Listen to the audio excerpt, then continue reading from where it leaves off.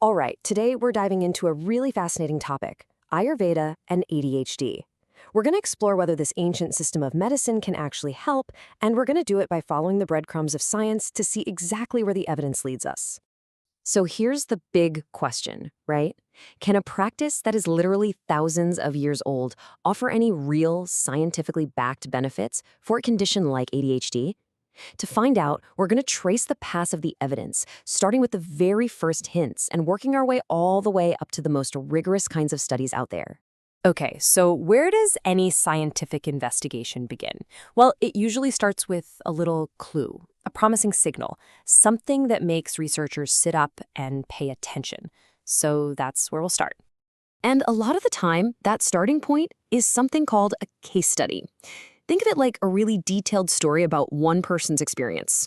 Now, it's not a controlled experiment, not by a long shot, but these individual stories, they can be super powerful hints that tell scientists, hey, maybe you should look over here. So check this out. A recent case series from 2023 looked at 5 kids with ADHD. For 1 month, they were treated with a special medicated ghee. The result?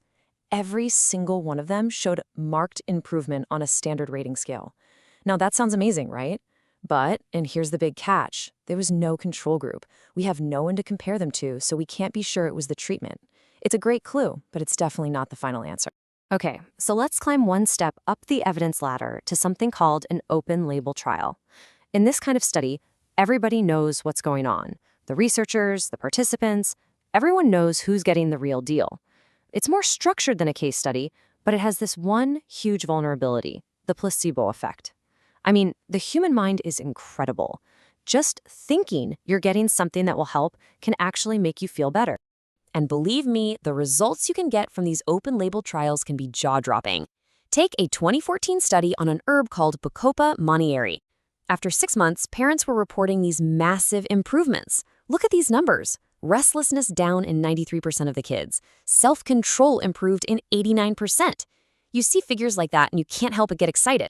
But, and this is the million-dollar question, the researchers themselves pointed out the big problem.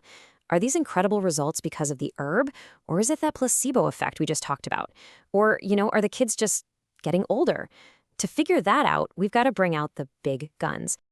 And that brings us to the next level, what's known as the gold standard of medical evidence, the randomized controlled trial.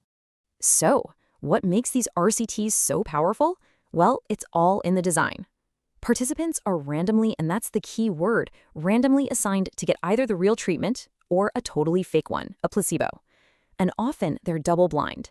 This means nobody, not the patients, not even the researchers handing out the pills, knows who's getting what until the study is completely over.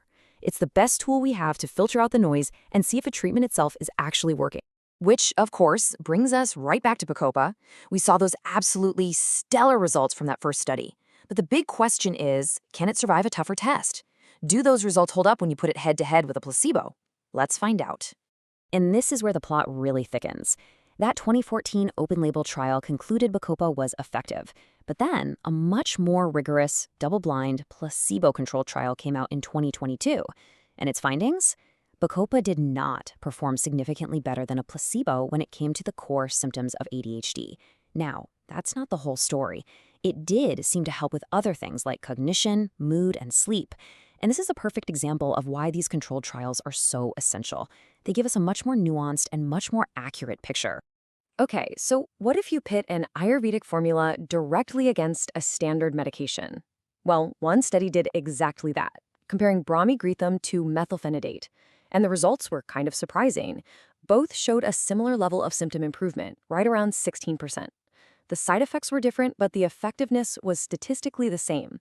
But, you probably see the catch by now, there was no placebo group.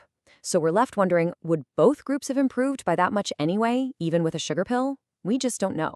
One of the core ideas in Ayurveda is that it's not just about taking a single pill.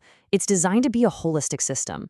So that begs the question, right? What happens when you actually test it that way, by combining different therapies together?